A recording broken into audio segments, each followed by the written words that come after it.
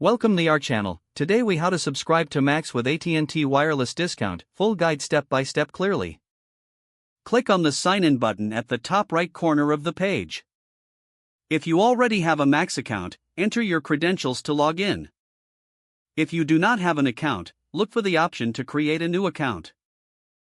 Fill in the required information, such as your email address and a secure password. After completing the sign-up process, navigate to the subscription section. Select the plan that best fits your viewing needs. Before you proceed, check for any promotional offers related to AT&T wireless discounts.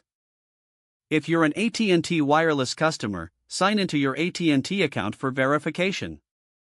Once verified, return to the Max subscription page. Apply the AT&T discount code provided during the verification process. Review your subscription details and total cost, ensuring the discount has been applied correctly. Proceed to the payments section. Enter your payment information if required, and confirm your subscription. After confirming, you should receive a confirmation email. Now, you can begin streaming your favorite content on Max with the discount applied.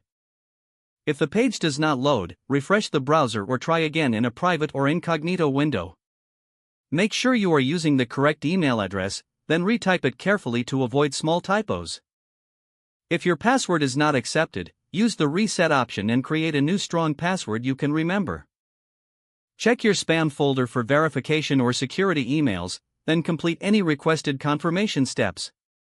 Enable two-factor authentication if available to improve account security and reduce unauthorized access risk.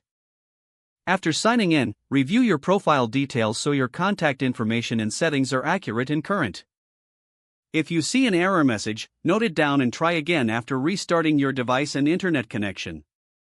Log out when you finish, especially on shared devices, to keep your account and payment information secure. If the page does not load, refresh the browser or try again in a private or incognito window. Make sure you are using the correct email address, then retype it carefully to avoid small typos. If your password is not accepted, use the reset option and create a new strong password you can remember.